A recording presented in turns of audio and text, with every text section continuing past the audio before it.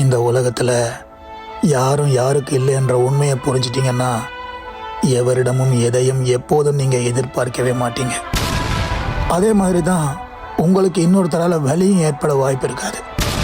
நீங்கள் அதிகமாக எதை நேசிக்கிறீங்களோ விரும்புகிறீங்களோ அதை உங்கள்கிட்டேருந்து பிரித்து தான், இல்லைன்னா அதை உங்கள்கிட்டேருந்து பறித்து தான் கடவுளே உங்களை சோதிக்க ஆரம்பிப்பார். எதுக்குமே ஆசைப்படக்கூடாதுன்னு வாழ்க்கையில் நீங்கள் பட்ட சில அவமானங்கள் உங்களுக்கு ஞாபகப்படுத்திகிட்டே தான் இருக்கும். ஆனால் காலம் கடந்து நீங்கள் சிலவற்றை உணரும் போது ஆசைப்பட்டதை அடையாமல் விட்டதே எவ்வளவு நல்லதுன்னு உங்களுக்கு புரியும். விருப்பம் இல்லாமல் சிலர் ஒரு வாழ்க்கையை வாழ்ந்துட்டு இருக்கிறீங்க. இன்னும் சிலர் இதுதான் விதி என்று நினைத்து கொண்டு வாழ்ந்து கொண்டிருக்கிறீங்க. இருக்கிறதும் வாழ்றதும் வரலாறு சொல்ல போகிறதும் இந்த ஒரே ஒரு வாழ்க்கை தான். முடிஞ்ச அளவுக்கு அந்த வாழ்க்கையை உங்கள் விருப்பத்தோட வாழுங்க. உங்களுக்குன்னு இங்கே எதுவுமே இல்லை. ஏன் நீங்கள் கூட உங்களுக்கு இல்லை. உங்களுக்காக இருக்கிறது உங்கள் உயிர் மட்டும்தான்.